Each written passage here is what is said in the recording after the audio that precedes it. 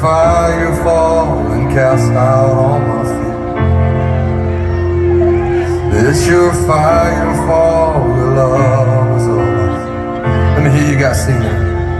Let your fire fall, cast out all my fear.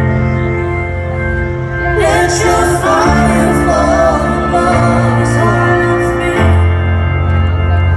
Let your fire fall, cast out all my fear.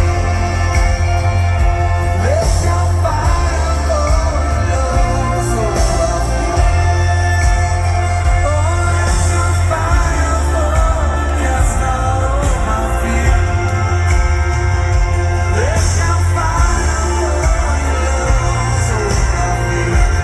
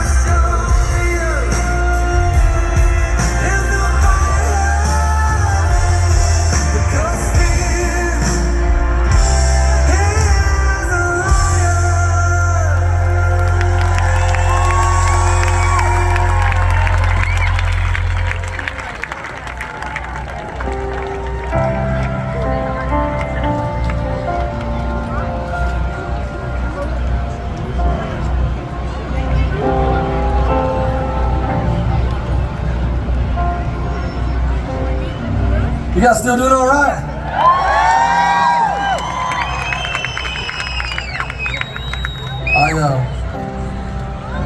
I've shared my story over the years at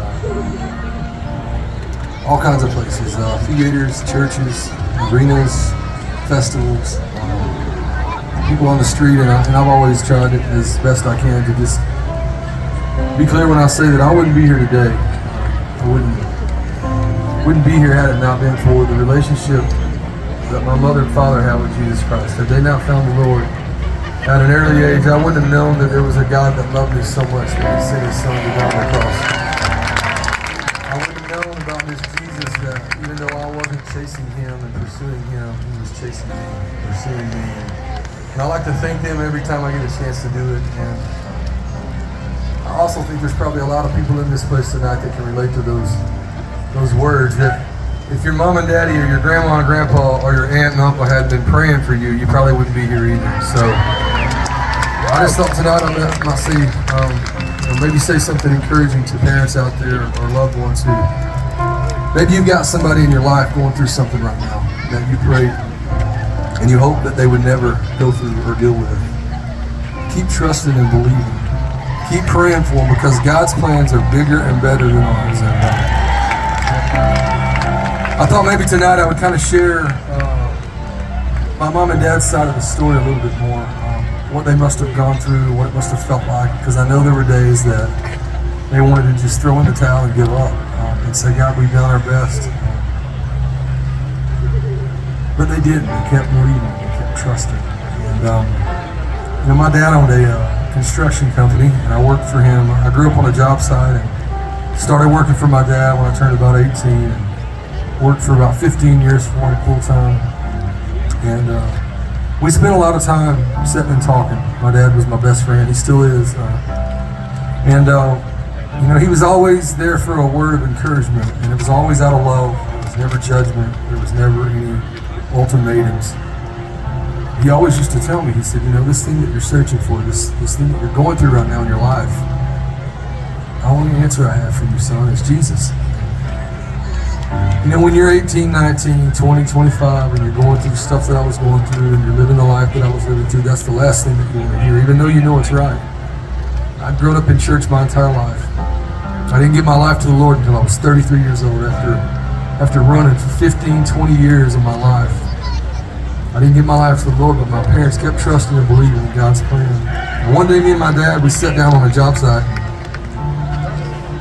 We started talking, and he said, I'm going to tell you something. He said, I was going through the same thing that you're going through at your age. And here I was in my late 20s, I was married, I had a son and a daughter on the way, and I was on the verge of a divorce, losing my family, just making some really bad decisions, and I was in a really dark place. And he said, you know, I don't have an answer but Jesus. He said, but let me tell you. He said, when me and your mother met, I was struggling with the same things you're struggling with. He said, I used to like to party too much and take it too far. He said, your mom wanted to have a family, and I wasn't ready to slow down. He said, we ended up separating for 6 months.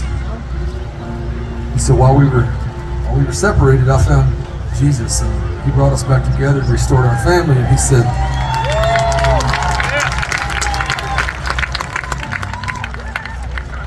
we made a promise that we would raise you in church. And he said, we decided that the best thing for us to do would be to pick up our lives in Arkansas and move to Florida and get away from everybody that we knew and start a new life. And my dad wanted to go to a Bible college down there, so they started off. And a year later,